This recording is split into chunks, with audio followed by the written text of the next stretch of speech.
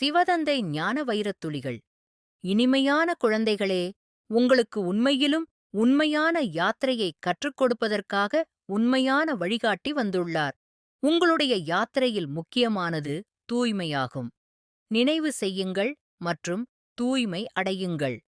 "நின்னைத்தான் ஆத்மா" என்று புரிந்து கொண்டு தந்தையை நினைவு செய்தால், இந்த யோக அக்னி மூலம் உங்களுடைய பாவ கர்மங்கள் விநாசமாகிவிடும். படைப்பவராகிய தந்தையை புரிந்து கொண்டால், படைப்பைப் பற்றி புரிந்து கொள்வது சகஜமாகிவிடும். யார் ஒருபோதும் விகாரத்தில் செல்வதில்லையோ, அவர்கள்தான் உண்மையான பிரம்மா குமார், பிரம்மா குமாரிகள் ஆவர். கண்டிப்பாக முயற்சியாளர்களாக உள்ளனர். மனதில் எண்ணங்கள் வந்தாலும் முக்கியமானது விகாரத்தின் விஷயமாகும். இங்கே தந்தையின் நினைவு கற்றுக் கொடுக்கப்படுகிறது மற்றும் தூய்மையே முக்கியமானதாகும் என்று கூறுங்கள். சிறிதும் அசுத்தமான பார்வை கூடாது. இறுதியில் கர்மாதீத் நிலை உண்டாகும். இது மிக உயர்ந்த குறிக்கோளாகும். மனதிலும் கூட வராது, அந்த நிலை இறுதியில் உருவாகும் என்று. இப்போது அப்படிப்பட்ட நிலை யாருக்கும் இல்லை. இப்போது அனைவரும் முயற்சியாளர்கள் ஆவர். பின்னால் கர்மாதீத் நிலை உண்டாகும். முன்னால் போகப் போக நீங்கள் உணர்வீர்கள், புரிந்து கொண்டே செல்வீர்கள். என்னுடைய நிலை எதுவரை உள்ளது என்று ஒவ்வொருவரும் தன்னைத்தான் கேட்க வேண்டும். மற்றபடி யாராவது கேள்விகள் கேட்டால் அந்த விஷயங்களில் அதிகமாகச் செல்ல வேண்டாம். இது புதிய படைப்பாகும். தந்தை கற்பித்துக் கொண்டிருக்கிறார் என்ற அறிவு புத்தியில் இருக்க வேண்டும். எதுவும் கடினமான விஷயமில்லை, ஆனால் மாயை மறக்க வைத்து விடுகிறது. அரைக்கல்ப காலமாக பாவ கர்மங்கள் செய்யக்கூடிய பழக்கம் ஏற்பட்டுவிட்டது. அனைத்து அசுரத்தனமான பழக்கங்களையும் நீக்க வேண்டும். தன்னை தான் ஆத்மா என புரிந்து கொண்டு என்னை நினைவு செய்யுங்கள் என்று நமக்கு சிவபாபா சென்ற கல்பத்தைப் போலவே மீண்டும் கட்டளை போட்டுள்ளார். தவறானதை சரி செய்வது தந்தை ஆவார். ஆத்மாக்களாகிய நாம் தூய்மையாக இருந்தோம் என்று நீங்கள் தெரிந்திருக்கிறீர்கள். இப்போது தூய்மையை இழந்துவிட்டோம், மீண்டும் தூய்மையாக வேண்டும். இதே செய்தியை அனைவருக்கும் கொடுக்க வேண்டும். ஆத்மாக்களாகிய நமக்கு பாபா ஞானத்தை நிரப்பியிருந்தார். பிறகு பலனை அடைந்ததும் ஞானம் முடிந்து போய்விட்டது. முதல் விஷயமே தந்தையை தெரிந்து கொள்ளுங்கள் என்பதாகவும். ஒவ்வொருவரும் தன்னுடைய மனதிடம் கேட்க வேண்டும்.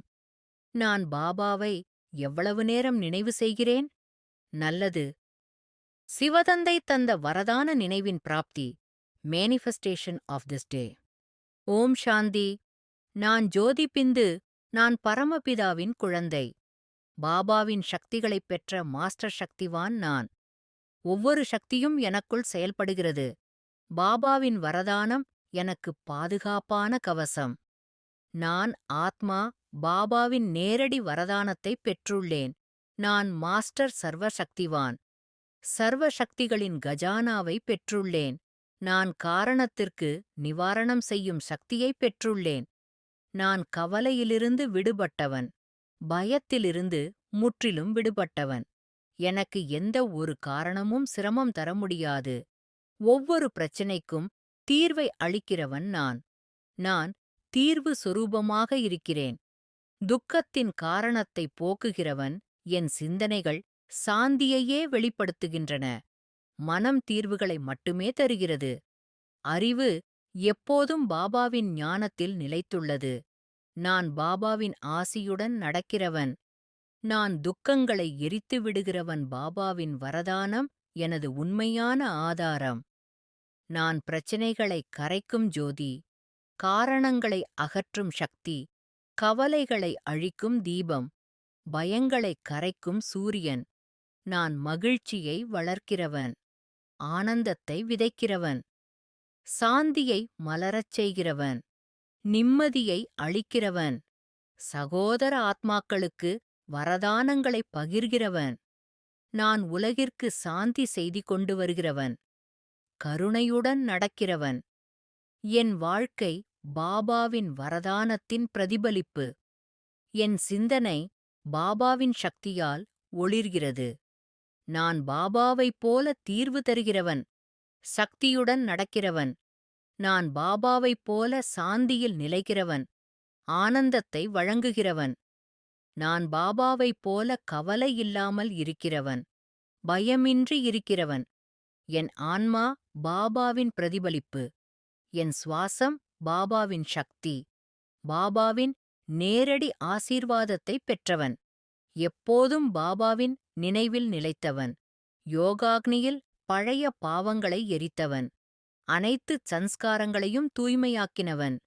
நான் பாபாவின் அன்பில் வளர்கிறவன், சக்தியில் வேரூன்றியுள்ளவன், பாபாவின் நண்பனாக இருக்கிறவன்.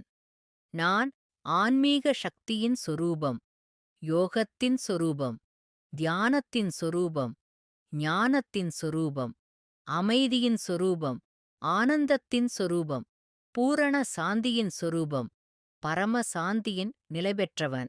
நான் பாபாவின் கஜானாவின் வாரிசு.